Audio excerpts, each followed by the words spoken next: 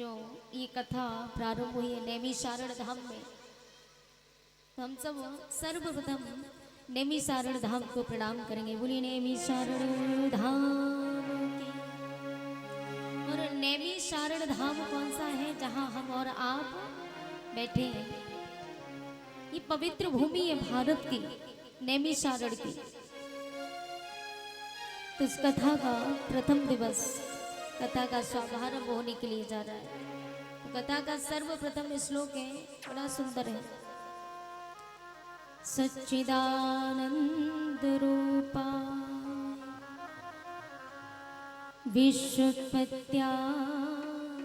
Hathaway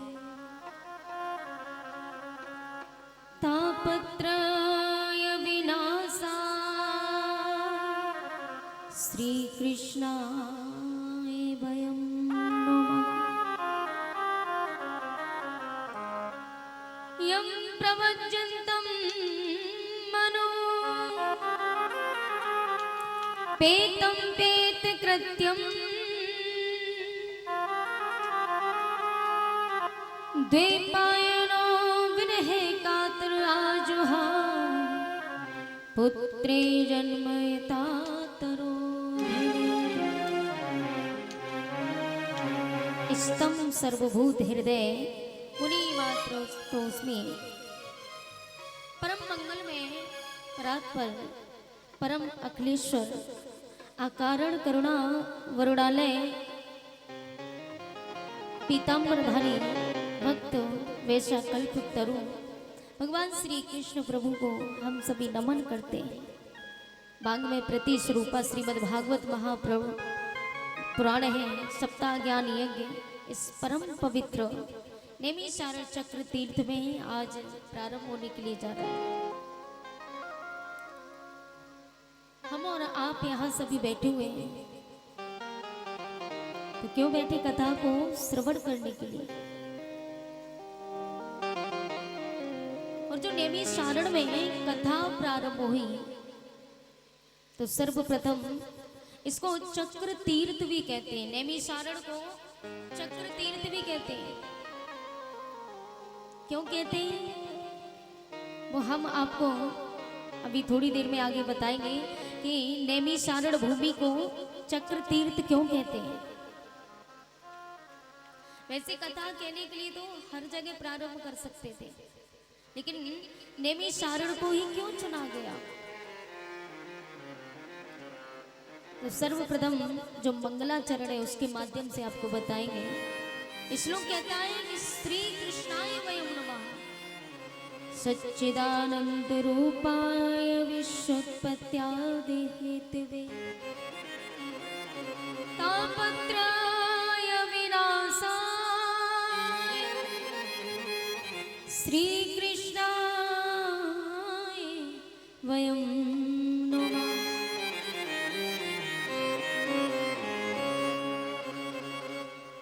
तो मंगलाचरण के हिसाब से श्री कृष्णाय वयं नमः हम सब मिलकर के श्री कृष्ण के पाद पद्मों में बारंबार प्रणाम करते। बोली गोविंद भगवान की। भगवान कैसे? सबसे पहले उनका जो तटस्थ लक्षण है ये बतलाया है। स्वरूप लक्षण क्या है? सच्चिदानंद रूपाय, ये भगवान का स्वरूप है। भगवान सत धन चित धन आनंद धन है। धन का मतलब धनीभूत, धन का मतलब धनीभूत, और धनीभूत मतलब ठोस होता है। धनीभूत माने ठोस। भगवान विशुद्ध सतरूप स्वरूप है। सतरूप माने जिसमें असत का प्रवेश ही ना हो, वो सत धन है। और चित्त कहते हैं ज्ञान को। भगवान ज्ञान धन है। किंचित भी जहां अज्ञान न हो वो ज्ञान धन है। भगवान आनंद धन है। आनंद धन का मतलब होता है जहाँ दुख कलेश का कोई भी प्रवेश ना हो, जहाँ हर समय मनुष्य आनंद में डूबा रहता हो। आनंद का मतलब यही है। आनंद है कहाँ? आनंद हमारे और आपके हृदय में विराजमान है। जरा सा भी दुख कष्ट घर में यदि आ जाए, हम लोग क्या करते हैं, घर परिवार को त्याग करके बड़े बड़े या छोटा मोटा झगड़ा हो जाए, हम लोग धमकियां देते हैं, अरे भैया हम यहाँ नहीं रहेंगे, हम तो अयोध्या में जाकर के वास करेंगे, वहीं श्री राम करेंगे। कुछ लोग कहते हैं हम तो वृंदावन में वास करेंगे, हरे कृष्ण हरे गोविंद वहीं करेंगे। कोई काशी में वास करता है तो कोई कहीं जाता है। क्यों जाता है? क्योंकि घर में कलेश है, आनंद नहीं आ रहा है जीवन में। तो आनंद है कहाँ? आनंद अयोध्या में नहीं है, आनंद मथुरा में नहीं है, आनंद वृंदावन में नहीं है। आनंद तो आपके स्वयं हृदय में छुपा हुआ है। जिस प्रकार जब दूध निकालते ना, दूध को गर्म करने के बाद उसको जमाते हैं, दही बनता है, और जब उसी का सुबह मंथन करते ना, काफी समय तक मंथन करने के बाद उसमें माखन नजर आता है। ठीक उसी प्रकार हमें अपने हृदय का भी मंथन करना चाहिए। हृदय का मंथन करोगे तभी तो वही आनंद मिलेगा। आनंद आपके हृदय में छुपा है, इस संसार में आनंद नहीं है। आप दुनिया में कहीं भी घूम लीजिए, यदि आपने अपने हृदय को नहीं खोजा, अपने हृदय में छुपे आनंद को नहीं ढूंढा, उसका मंथन नहीं किया, तो आपको दुनिया में आनंद आने वाला नहीं। बोले सच्चिदानंद भगवान की। तो भगवान आनंद सिंधु आनंद धन है। ये तीनों भगवान में पूर्णतः विद्यमान है। तीनों कौन कौन? सत, धन, आनंद, धन, चित, ये सब तीनों भगवान में पूर्णतः विद्यमान है। अन्य का कोई भी स्थान नहीं है, इसलिए भगवान को सच्चिदानंद धन कहते हैं। सतचित आनंद धन, ये तो हुआ भगवान का स्वरूप। लेकिन भगवान करते क्या है? तो तटस्थ लक्षण बतलाते हुए कहा, विश्वोत्पत्त्यादि हेतुवे। ये सारा विश्व उन्हीं से उत्पन्न है। विश्वोत्पत्त्यादि, आदि माने, आदि का मतलब उत्पत्ति, आदि का मतलब पालन और संहार। आदि शब्द में पालन और संहार ये दोनों आते हैं। तो दोनों के जो हेतु कारण हैं, ऐसे प्रभु के शरण में जाने से लाभ क्या है प्यारे? बोले तापत्रय विनाशाय। हम और आप तीनों तापों में तप रहे हैं प्यारे, हम सभी। और तीनों ताप कौन कौन से हैं? आध्यात्मिक, आदि दैविक और आदि भौतिक। ये तीनों ताप हैं जिसमें हम और आप सब तप रहे हैं। लेकिन प्रभु की शरण में जाने से तापत्र विनाशाय, तीनों प्रकार के तापों का नाश होता है। यदि गोविंद की शरण में जाओगे तो, और गोविंद की शरण में नहीं गए तो तीनों तापों में तपते रहोगे और कल्याण हो जाएगा, कुछ हासिल होने वाला नहीं। तो तीन ताप, आध्यात्मिक, आदि दैविक, आदि भौतिक, इसी को कहते तीनों ताप। दैहिक, दैविक, भौतिक तापः। दैहिक ताप माने शरीर का ताप। शरीर का ताप दो प्रकार का होता है। दैहिक ताप माने शरीर का ताप, और ये दो प्रकार का होता है, एक शारीरिक और एक मानसिक। कुछ लोग शरीर से भयंकर रोगी होते हैं, पीड़ित होते हैं, चला फिरा नहीं जाता, शरीर कष्ट में रहता है, हम दुखी रहते हैं।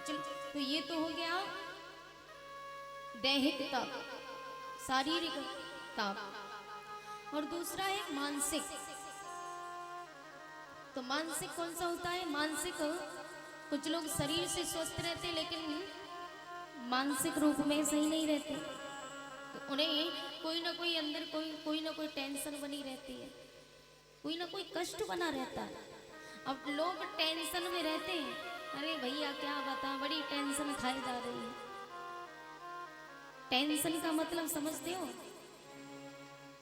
टेंशन मतलब, टेन माने कितने हुए? आप लोग तो पढ़े लिखे हो। टेन माने 10 और सन माने सूरज। यानी कि कहने का मतलब ये हम सभी टेंशन में रहते हैं। तो टेन माने 10 हो गया, सन माने सूरज, तो 10 सूरज। अब सोचिए जरा भैया, एक सूरज का परिणाम ये है कि जो जो भीतर एक सूरज जब जलता है उसका ताप हमारी खोपड़ी गर्म हो जाती है, जिसका ताप सहन नहीं कर पाते, थोड़ी देर धूप में बैठ नहीं पाते, खोपड़ी गर्म हो जाएगी, बाहर निकलना मुश्किल पड़ जाता है। तो एक सूरज का परिणाम ये है, तो जो भीतर 10 यानी टेंशन यानी 10 सूरज जिसके अंदर तप रहे हो, उसका भैया क्या हाल होगा? हाल तो बुरा होगा ही। तो लोग स्वस्थ हैं परंतु भीतर से तप रहे हैं, कोई ना कोई टेंशन लगी रहती है। परंतु ये दैहिक ताप दोनों शारीरिक और मानसिक हो गया, और दूसरा है भौतिक ताप। भौतिक ताप माने भूत प्रेतों से, जैसे भूत प्रेतों से और सांप बिच्छू काटने पर शेर भालू हाथी जंगल से आ जाए और कब घर में घुस आए, तो ये क्या हो गया? भौतिक ताप।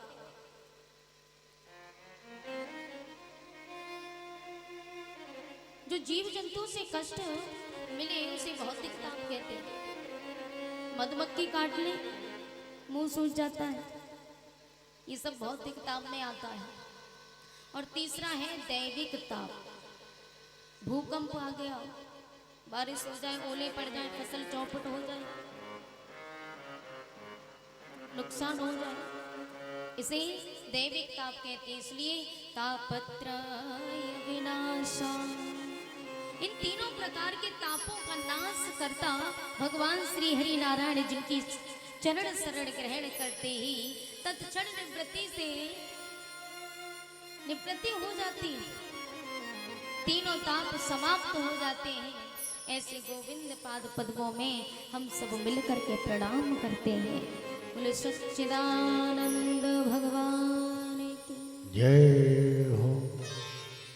व्यास नंदन भगवान सुखदेव जी जो जन्म लेते ही सन्यासी बन करके और चले गए थे, ऐसे सर्वभूत हृदय वाले सुखदेव जी को भी हम प्रणाम करते हैं बारंबार।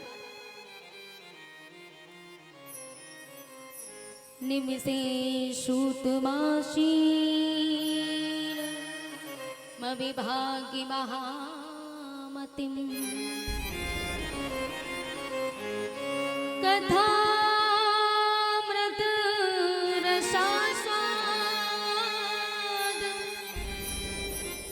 कुशल सौनिको।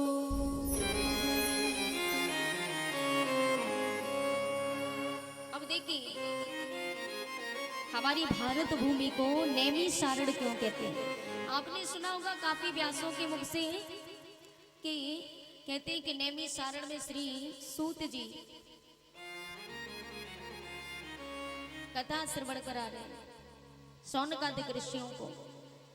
तो नैमिषारण्य में जिसमें हम बैठे, जितनी भी पौराणिक कथाएं वो सब यही पवित्र भूमि में हुई है, इसी नैमिषारण्य में। चाहे वो सत्यनारायण की कथा क्यों ना हो, सत्यनारायण की कथा का भी शुभारंभ हुआ तो इसी नैमिषारण्य से। ये नैमिषारण्य क्या है? नैमिषे अनिमिषक क्षेत्र है। नैमिषे अनिमिषक क्षेत्र। निमिष का मतलब जानते हैं? निमिष का मतलब पलक। ये जो पलकें हैं हमारी, ये पलक झपकती हैं और पलक उठती हैं, ये इसी को निमिष बोलते हैं। इसको हम निमिष कहते हैं। और निमिष क्यों कहते हैं ये भी बताएंगे। सूर्यवंश में एक राजा हुए जिनका नाम निमि महाराज था। इसकी कथा ये श्रीमद् भागवत में नमो जो नवमा स्कंद है उसमें आती है। इसकी निमि महाराज की कथा। तो निमि महाराज बड़े प्रतापी थे महाराज, बड़े धर्मात्मा थे और सूर्य वंश के गुरुजी थे वशिष्ठ। ये तो सबको पता है कि सूर्य वंश के गुरु कौन थे, वशिष्ठ देव। क्योंकि महाराज दशरथ भी गए तो गुरु वशिष्ठ के पास गए सर्वप्रथम। उनके जब कोई संतान नहीं होती तो सर्वप्रथम अपने जो कुल गुरु थे उनके पास गए। तो सूर्य वंश के गुरु शुरू से लेकर के वशिष्ठ देव ही रहे।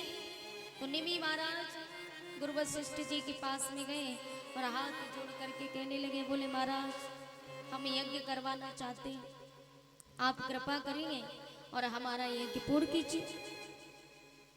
वशिष्ठ जी ने कहा, महाराज आज हमारा ऊपर स्वर्ग से बुलावा आया है, देवराज इंद्र के यहाँ से बुलावा आया है।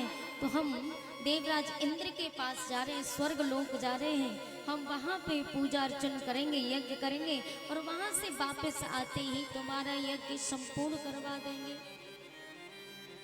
तब तक आप हमारी प्रतीक्षा कीजिए। ये कौन कह रहा है? गुरु वशिष्ठ। किससे? निमि महाराज से। ध्यान रखना, निमि महाराज निमिष क्यों कहते हैं यही मैं आपको बता रही हूँ।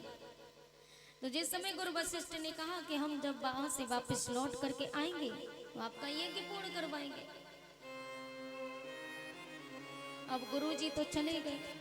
अब निमि महाराज के मन में विचार आया कि शुभ संकेत यदि अगर मन में आवे तो उसे जितनी जल्दी हो सके उतनी जल्दी कर लेना चाहिए। क्योंकि मान लीजिए महाराज आपके मन में विचार आया कि भैया कथा कराएंगे और आपका मन अभी कह रहा है कि कथा कराएंगे 2-4 दिन में। फिर गांव के लोग, कुछ लोग कहते हैं अरे भैया अभी मत कराओ, आगे चल के करवाना। फिर आगे क्या पता आपकी मति पलट जाए, अरे भैया अब नहीं कराएंगे। तो इसलिए शुभ संकेत जब मन में आए तभी करना चाहिए। मन का कोई पता नहीं, ये कब बिगड़ जाए कुछ भरोसा नहीं। तन्मे मनः शिव संकल्पमस्तु। मन का कोई भरोसा थोड़ा ही है भाई। आज आपका मन है ये करे, कुछ दिनों और हो जाए आपका मन बदल जाए, तमाम झंझट आ जाते। आगे ये काम होगा कि नहीं होगा। और शरीर का भी कोई भरोसा नहीं है प्यारे। ये जो शरीर है इसका भी कोई भरोसा नहीं, आज है कल रहा कि नहीं रहा। इसलिए प्यारे कहा है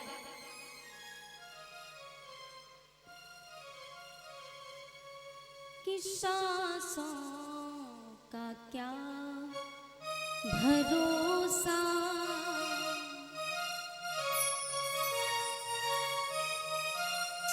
इन सांसों का कोई भरोसा नहीं है।